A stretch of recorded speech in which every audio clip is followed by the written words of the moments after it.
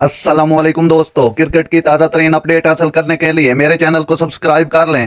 पाकिस्तान ने अपने पैर पर खुद कुल्हाड़ी मारी, वीरेंद्र सहवाग का बयान। साबिक भारतीय ओपनर वीरेंद्र सहवाग का कहना है कि पाकिस्तान ने अपने पैर पर खुद कुल्हाड़ी मारी, इससे ज्यादा मैं कुछ नहीं कह सकता। T20 वर्ल्ड कप के ग्रुप मैच में भारत ने पाकिस्तान को 6 रन से शिकस्त दी थी। पाकिस्तान की टीम 120 रन के ताक़ुब में 113 रन ही बना सकी थी।